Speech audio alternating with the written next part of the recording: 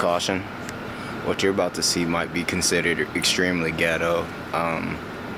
You can try it at home. It's not gonna hurt you.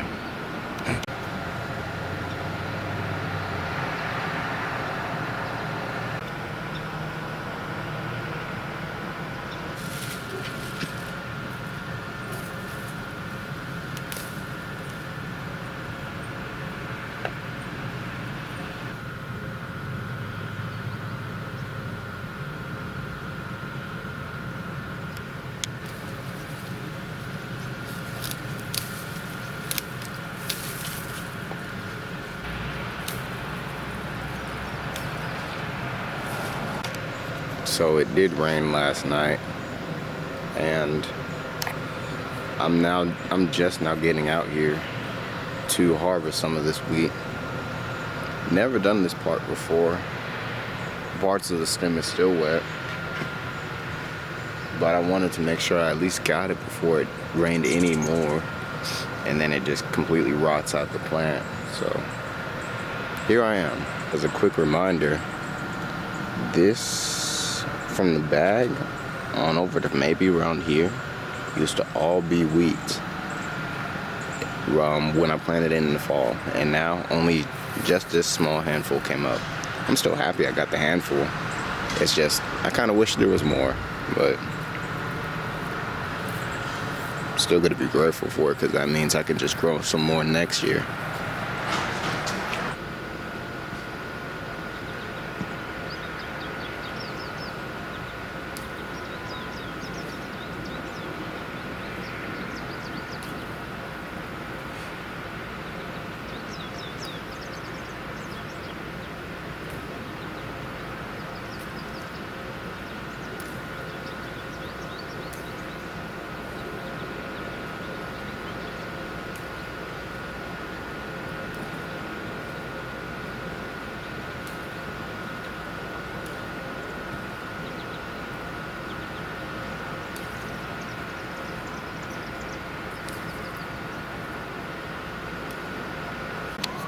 Now the only thing left to do is just leave this inside and let it dry. That's it. It's been several days since I've collected the little bit of wheat that I did grow. So today I'm just gonna try processing it. I don't have a lot to do the whole threshing and beating it in a bag and all that stuff, so probably just gonna be doing it all by hand instead. Let these sit inside for a few days underneath the fan, inside the bag still, just so I don't lose any of the berries that's inside of it.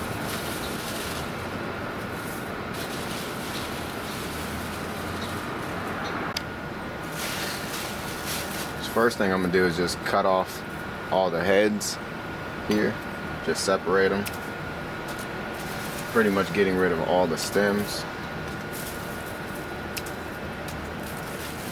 So I don't need those will be composted.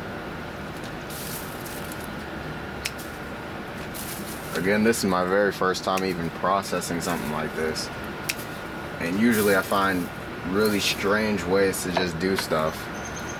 So this is by no means a professional way of doing it.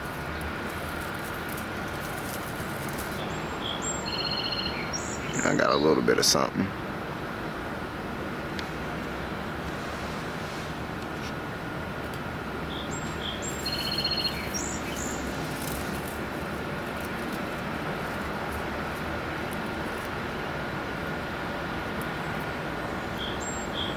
Noticing that when I pull these apart, just like the little strands off of here, the berries actually fall inside, leaving behind these empty husks.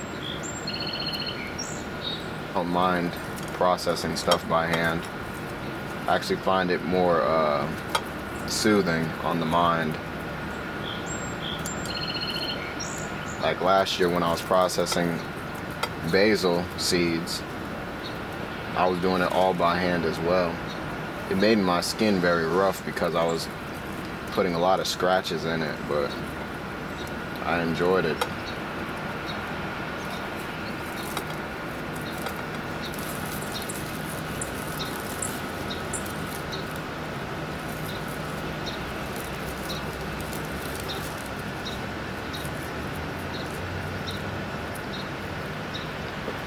Now I'm kind of curious what it looks like if I do actually put this in a bag and beat it.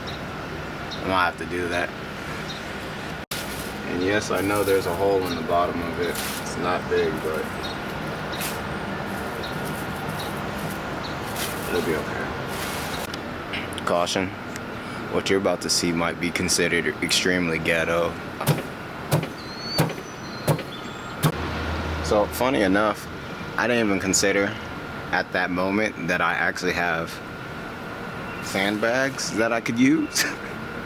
So I grabbed the sandbag, transferred most of it into there.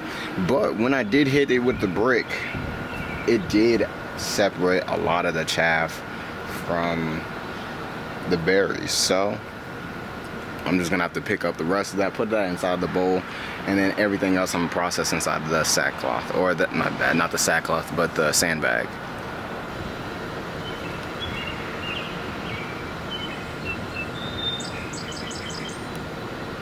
I know I've never processed wheat before, so I'm gonna just do me. I'm gonna be goofy about it and have fun, because it's my first time. The next time I'm gonna have to be a little bit more proper, because if I'm gonna be showing people, especially friends and family, how to do this, I might as well know what I'm doing. But for now,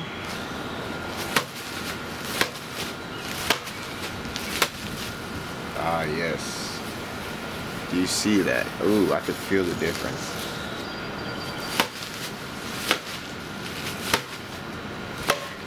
Probably shouldn't move that out of the way.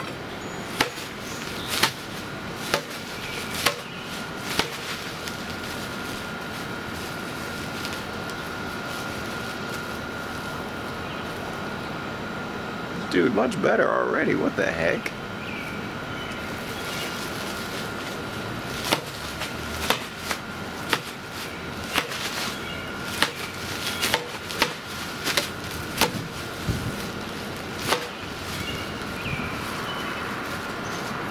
Yeah.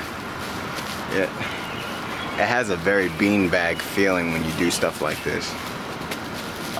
Same thing when it comes to the basil seeds, like I was telling you about earlier. Same feeling, texture, as far as if you're holding it in a bag somewhere. Yeah, it's definitely broken apart.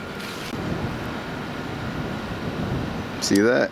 That is from purely having fun and slamming a bag on a table. It's completely de-buried, if that's the word. So at this point, I just have to take what's out of this bag and pretty much sift through all the stems, just get out all the stems, and do the whole, what's the word for it? You know the steps if you've ever watched any gardening videos pertaining to processing wheat. So the first part that I just did was considered threshing, and what? Sieving? Sieving doesn't sound right. But pretty much getting the chaff off of all of that.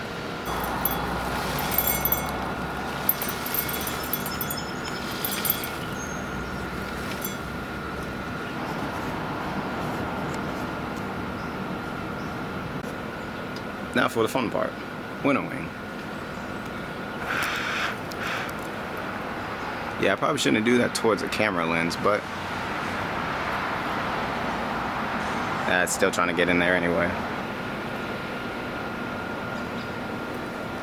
It is slightly breezy out here.